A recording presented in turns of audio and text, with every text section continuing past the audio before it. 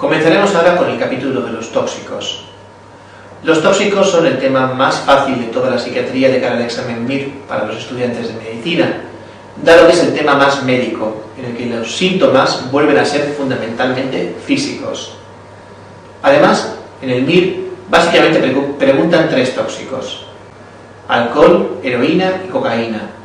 La presencia del resto de los tóxicos es anecdótica. Y de estos tres grandes tóxicos preguntan básicamente cuatro cosas: la intoxicación, la abstinencia, los tratamientos para prevenir recaídas y las complicaciones psiquiátricas típicas asociadas a cada uno de ellos.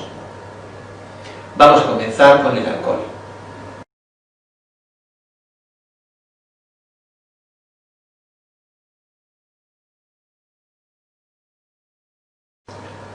El caso clínico no admite muchas dudas. Nos presentan a un paciente que reconoce que bebía fuertemente y que tras sufrir un problema de salud ha dejado de beber de forma brusca y poco a poco ha ido desarrollando síntomas de abstinencia. Recordemos que los síntomas de abstinencia aparecen en aquellos pacientes que beben de una forma más fuerte, incluso solamente por el hecho de dormir. Las 5, 6 o 7 horas de sueño se acompañan al despertar de la aparición de síntomas abstinenciales: temblor, náuseas, vómitos, inquietud, sudoración, que hacen que algunos de estos pacientes tengan que beber a primera hora de la mañana para poder tranquilizarse y funcionar con cierta normalidad. Al cabo de las horas, al cabo ya de 24 o 48 horas, la abstinencia puede ir cogiendo gravedad, y es cuando van a aparecer las convulsiones alcohólicas. ¿Cómo saber si una convulsión tiene o no que ver con el alcohol? El aspecto más importante son las características de la convulsión. Las convulsiones alcohólicas son convulsiones generalizadas, no son parciales. Si un alcohólico tiene una crisis parcial, aunque secundariamente se generalice, tiene origen focal. Estas crisis generalizadas son de tipo tónico-clónico, por tanto no valen otras crisis, no valen ni ausencias ni otras crisis generalizadas. Habitualmente son una o como mucho dos.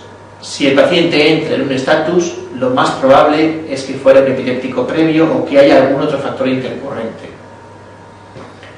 Al cabo ya de 2 o 3 días, si la abstinencia sigue cogiendo fuerza, el paciente puede entrar en un delirium tremens. El delirium tremens no es más que el nombre clásico de la abstinencia alcohólica más grave que hay, en el que el paciente entra en un cuadro confusional con alucinaciones, con delirios, desorientación, inquietud, y que tiene una importante mortalidad asociada, dado que los alcohólicos que sufren delirium tremens suelen ser aquellos que están más deteriorados por el alcohol, con hepatopatía, con miocardiopatía, ¿no? El tratamiento ideal es la prevención de la abstinencia. Para prevenir la abstinencia usamos las benzodiazepinas. El tratamiento de la abstinencia que ya ha surgido, que ya ha emergido, siguen siendo las benzodiazepinas, y la única duda es qué benzodiazepina vas a elegir.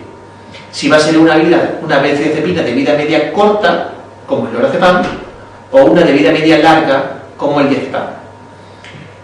El lorazepam tiene un inconveniente, y es que al tener una vida media corta, hay que darlo varias veces al día, se producen varios picos y varios valles, y en los valles los síntomas pueden rebotar.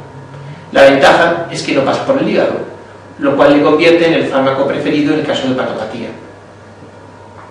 Debe existir una hepatopatía importante, preferimos las benzodiazepinas de vida media larga, dado que mantienen sus niveles plasmáticos mucho más estables.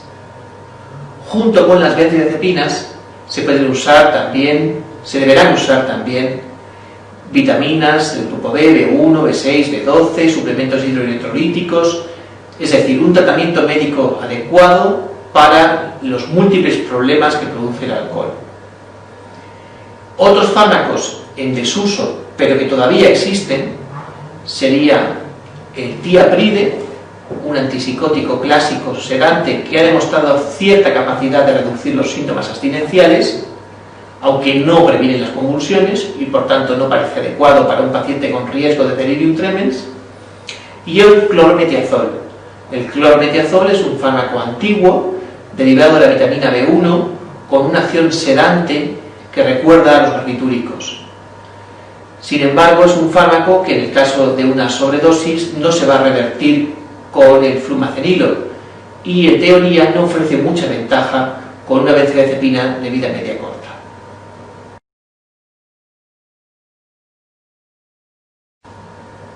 Decíamos antes que es un paso muy importante prevenir la abstinencia. Y para prevenir la abstinencia hay que saber quién la va a desarrollar. Las abstinencias las desarrollan los consumidores habituales de cantidades excesivas de alcohol.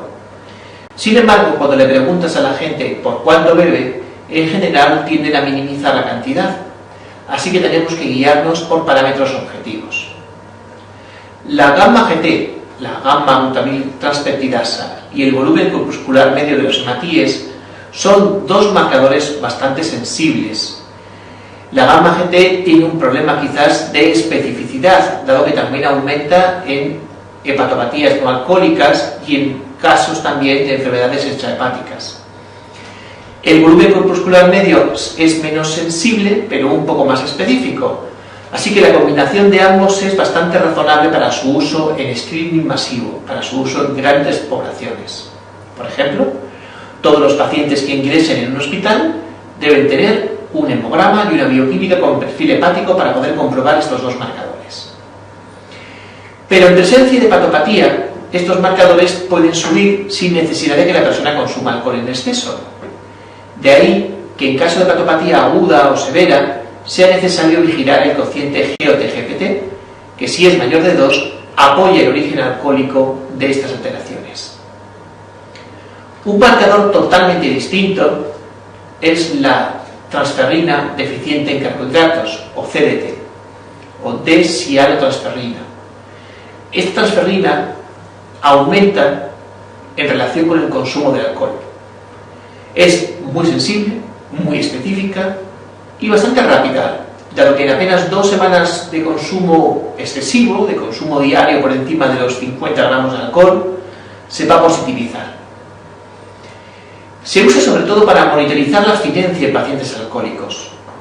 La pregunta típica es el paciente que dice que no bebe y la familia que sospecha que sí que bebe, y en ese caso se le puede pedir una CDT.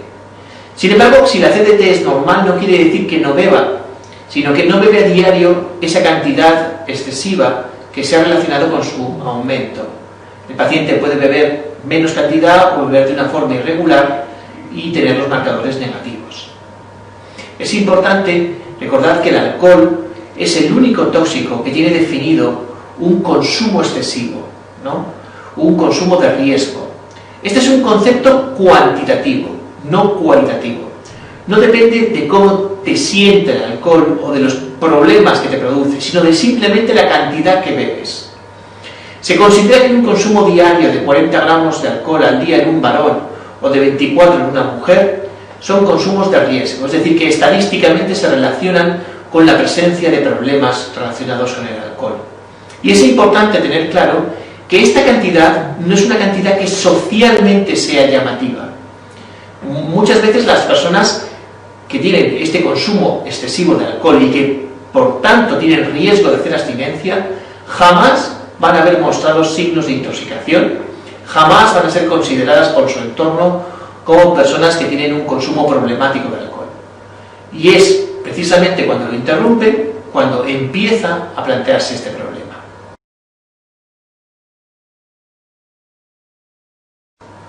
El siguiente aspecto a repasar en relación con el alcohol son los distintos tratamientos para la prevención de recaídas.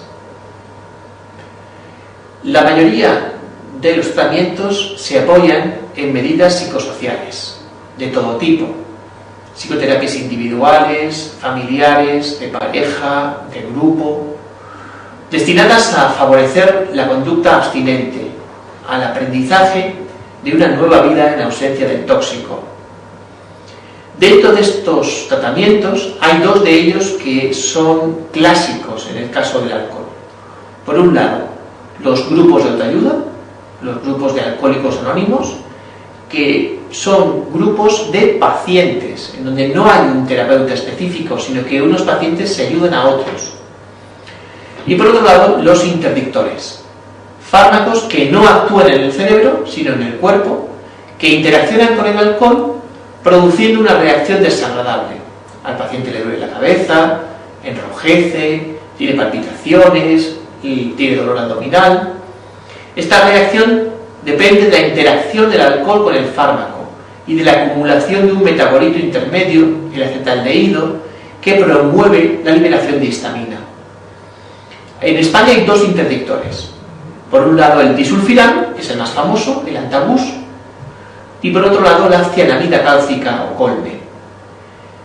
El Antabus es el fármaco más conocido y es el que ha dado lugar al llamado efecto Antabus, que son aquellos otros fármacos que también interaccionan con el alcohol de la misma forma. Sin embargo, de estos fármacos, el único que es realmente importante es el metronidazol, es el más utilizado. Los demás son muy poco utilizados.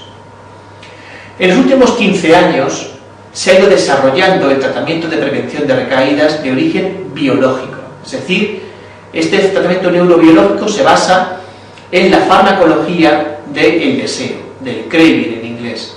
Los mecanismos que hacen que una persona desee consumir una cosa frente a otras responsabilidades. Y en concreto, en los trabajos realizados sobre el circuito de recompensa cerebral. Ese circuito que parte del mesencéfalo, por el área tegmental ventral, ¿no?, y a través del fascículo longitudinal medial llega al núcleo accumbens, produciendo esa sensación placentera que identificamos como agradable en el consumo de una sustancia. En principio, se han probado muchísimos fármacos para el control del craving y en España hay dos, la naltrexona y el acamprosato. La naltrexona se usa y en cambio el acamprosato, a pesar de que está en el vademecum, ha dejado de usarse dada su baja eficacia.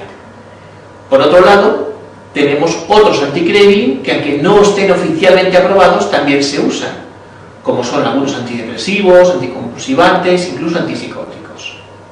Hoy en día, el repertorio de fármacos que disponemos para el tratamiento del alcoholismo tiene estos dos bloques, los interdictores y los anticraving.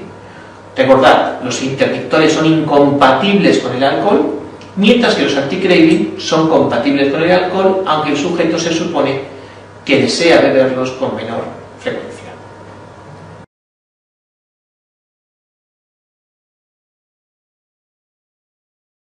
Uno de los aspectos que más sorprende a la gente cuando empieza a estudiar este tema de las toxicomanías, toxicodependencias, es que el tratamiento, en la inmensa mayoría de los casos, es ambulatorio.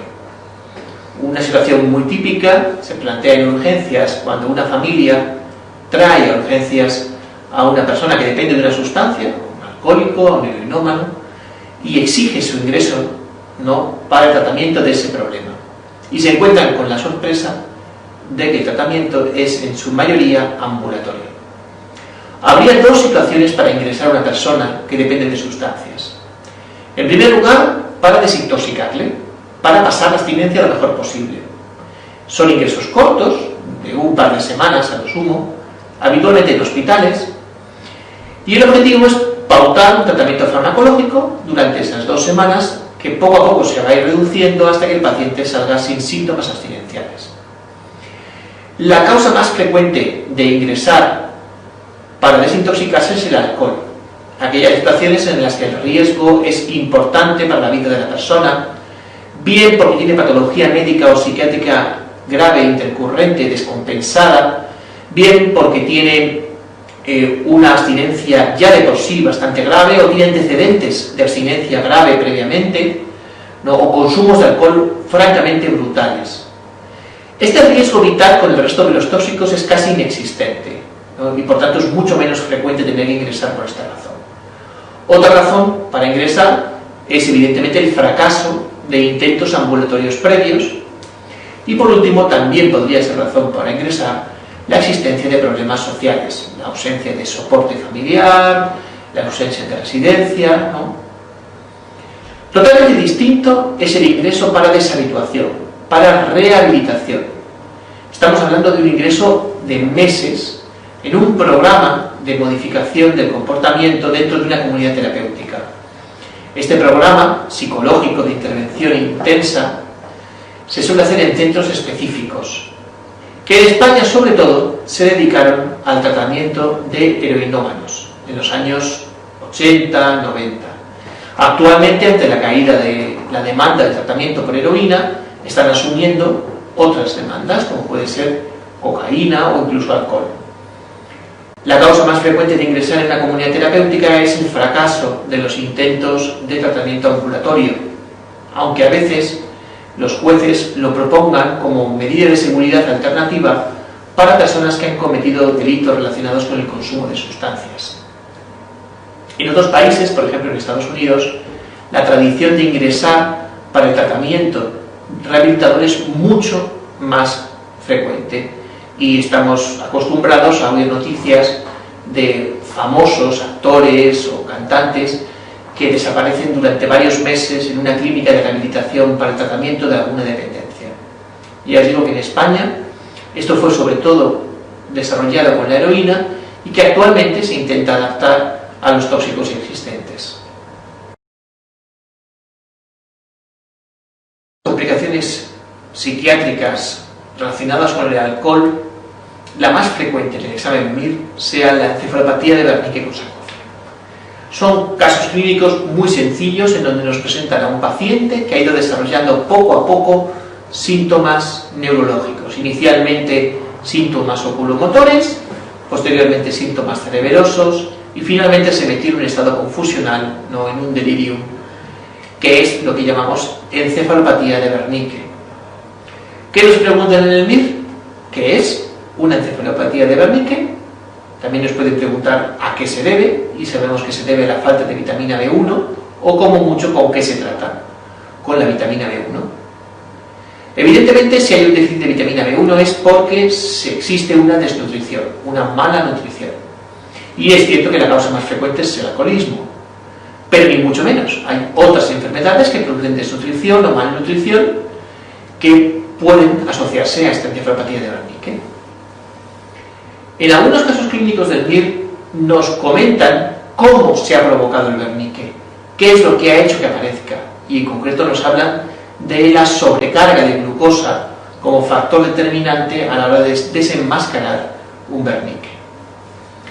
El Wernicke, si se diagnostica y se trata a tiempo, se puede recuperar por completo, pero si se llega tarde, puede acabar en la llamada psicosis o trastorno amnésico de Korsakoff, que no es más que una amnesia crónica, ¿no?, anterógrada que afecta a la memoria de fijación y que en ocasiones va a venir acompañada de un relleno involuntario de esos huecos de memoria, va a venir acompañada de confabulación.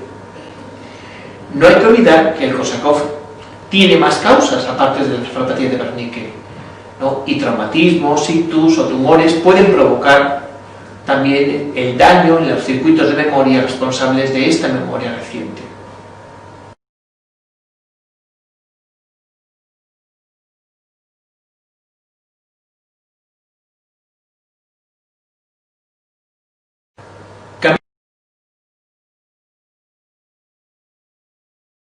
Cambiemos ahora de tóxico y pasemos a hablar de la heroína, que es el principal de los opioides que se consume de forma ilegal. El caso clínico es un caso clínico típico de los años 80-90. Un chico joven encontrado en estado de coma con las pupilas mióticas y con una depresión respiratoria grave sugiere el consumo de un potente sedante. Y la heroína es con diferencia, los opioides, los más potentes. Y por eso el servicio de urgencias le debería poner naloxona. Pero no hay que descartar otras opciones, dado que los síntomas son bastante inespecíficos, o lo que es más frecuente, los pacientes consumen varios tóxicos a la vez. Por ejemplo, podrían ser barbitúricos. Sin embargo, hoy en día solo se vende un barbitúrico en farmacias, que es el fenobarbital, y el fenobarbital es una sustancia limitada prácticamente a epilépticos. Las benzodiazepinas sí que pueden producir intoxicaciones parecidas a las del caso clínico, aunque es cierto que va a ser raro que lleguen a mover las pupilas, que pueden producir esa miosis. El flumacenilo sería el fármaco de elección para estos pacientes con intoxicaciones por benzodiazepinas. El alcohol podría provocar también un cuadro de depresión del nivel de conciencia y de depresión respiratoria grave. Los antihistamínicos también, y en ambos casos tendríamos tratamientos sintomáticos. Sin embargo, cuando le hemos puesto naloxona y flumacenilo y hemos descartado que no sea alcohol porque no huele a alcohol, y nos planteamos que pueda ser un antihistamínico, saltan las alarmas ante la posibilidad de que se trate de un fármaco con potentes efectos antihistamínicos, en concreto de un antidepresivo tricíclico cuya cardiotoxicidad es especialmente grave, ¿no? Por tanto, si hemos puesto un naloxona y flumacenilo y el paciente no ha mejorado, el paso siguiente sería la intubación, su traslado al hospital y la monitorización electrocardiográfica para ver si se trata o no de un fármaco antidepresivo tricíclico.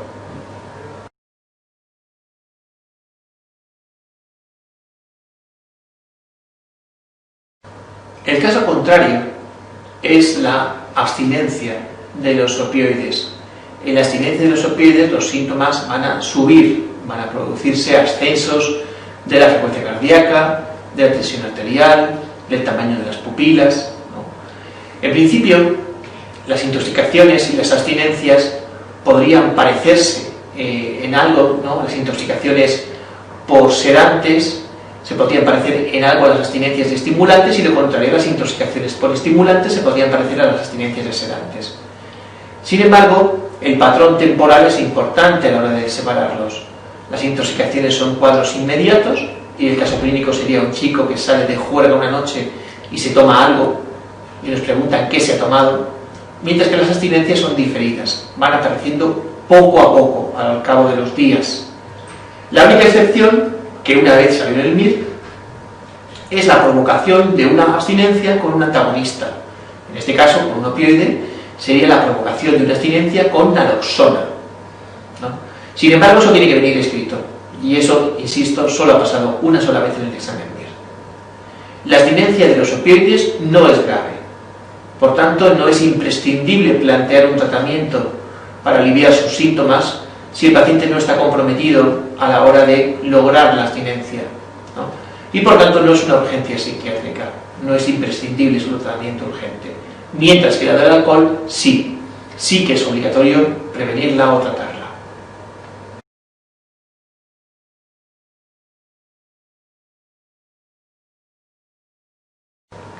La cocaína es el principal estimulante que da problemas en España, dado que la presencia de metanfetamina, es decir, la rara anfetamina de abuso, es anecdótica. La cocaína es un potente estimulante de vida media muy corta, apenas una hora. Ahora bien, es tan potente que produce una descarga masiva de catecolaminas. El aumento de noradrenalina y adrenalina produce una severa vasoconstricción, que se traduce en una crisis hipertensiva, en hemorragias, en isquemia, tanto cardíaca como cerebral, en arritmias, en epilepsia, es decir, en todo tipo de complicaciones médicas. Y de hecho, hoy en día, ante una cardiopatía isquémica, ante un ictus en una persona joven, es obligatorio descartar el consumo de estimulantes. El aumento de la dopamina es la responsable de los síntomas psiquiátricos asociados al consumo de la cocaína. En este caso concreto de una intoxicación, la aparición de psicosis, es decir, delirios y alucinaciones, y la aparición de agitación. El tratamiento habitualmente se inicia con benzodiazepinas para reducir el nivel de activación general que tiene el sujeto. Los síntomas cardiovasculares se manejan de una forma muy parecida a la de un feocromocitoma, evitando el uso de betabloqueantes para que no se produzca un agravamiento paradójico de los síntomas. El uso de antipsicóticos en casos de psicosis por cocaína o de agitación grave se debe hacer con mucho cuidado, dado que aumentan el riesgo de convulsiones y por tanto siempre que se usen deben usarse en combinación con las benzodiazepinas. El caso más grave sería la persona que transporta cocaína en su interior. Estas personas ejercen de transportistas para redes de narcotráfico sin ser plenamente conscientes del riesgo, tanto de rotura, que producirá una intoxicación masiva por cocaína, como de obstrucción intestinal. El tratamiento en caso de obstrucción, pues es el uso de laxantes y si hace falta la cirugía para la extracción manual. En el caso de la intoxicación por rotura, prácticamente no da tiempo a actuar. Si ésta se produjera en un hospital, se podría intentar la extracción manual de la cocaína, y si no, habrá que recurrir a un tratamiento médico. Pero son casos de una extrema gravedad que casi siempre acaban con la muerte del paciente.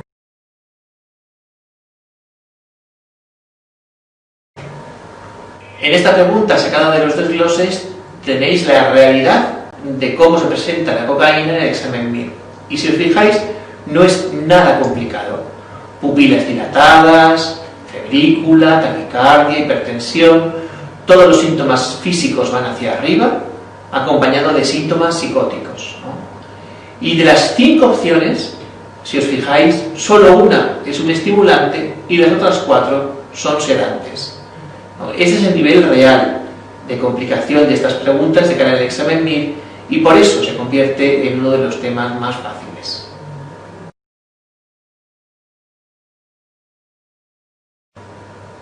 Otro de los problemas en el consumo de cocaína es el intensísimo craving, el intensísimo deseo por volver a consumir.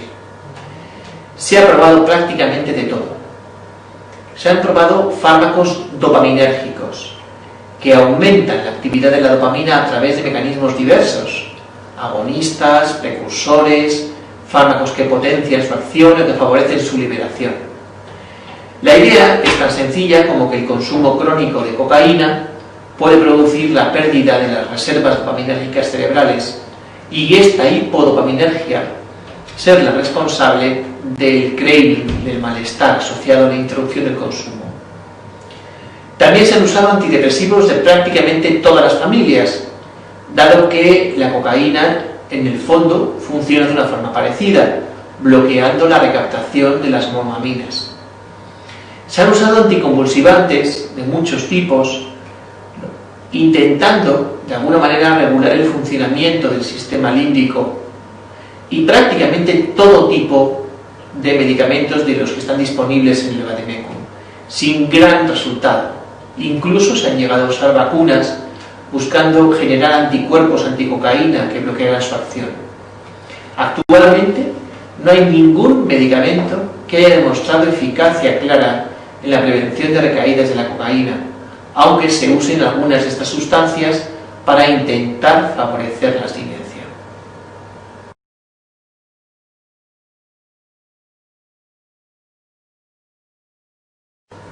Del resto de tóxicos no hay que saberse prácticamente nada.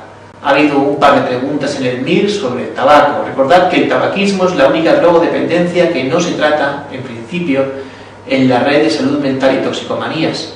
La mayoría de las unidades de tabaquismo las llevan neumólogos, ¿no? En principio hay 2 o 3 fármacos autorizados oficialmente para el tratamiento de tabaquismo.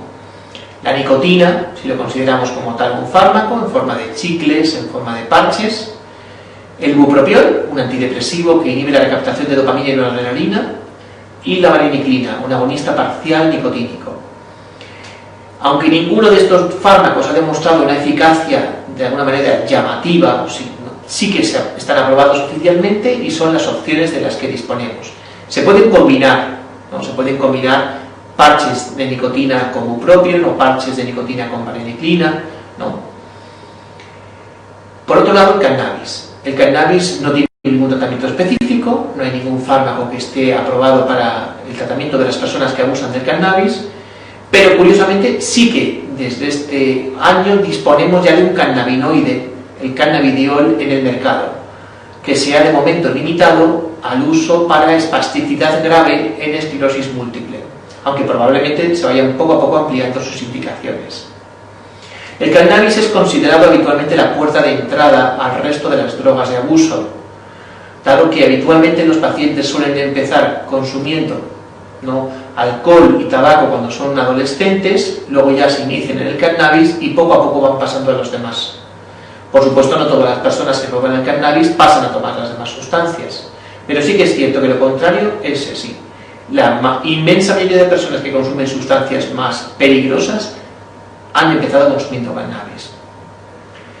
El éxtasis es el nombre en la calle de una de las más famosas anfetaminas modificadas, estas anfetaminas que tienen una acción mixta, estimulante y alucinógena. El éxtasis tiene un problema grave de neurotoxicidad idiosincrásica, es decir, a algunas personas el éxtasis les sienta fatal a nivel neurológico y les produce la muerte selectiva de circuitos serotoninérgicos. En animales de experimentación se ha demostrado que los ISRS impiden la entrada del éxtasis en el interior de las neuronas y por tanto reducen su toxicidad. Sin embargo, en humanos ha sido muy difícil demostrar esta misma eficacia. El éxtasis hizo su presentación ya en el MIR hace apenas un par de años.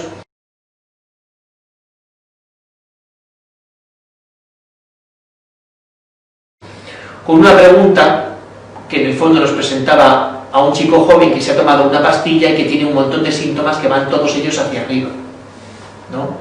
Y la pregunta era, pues, ¿qué se ha tomado? Pues parece que un estimulante, porque los síntomas, insisto, van todos hacia arriba.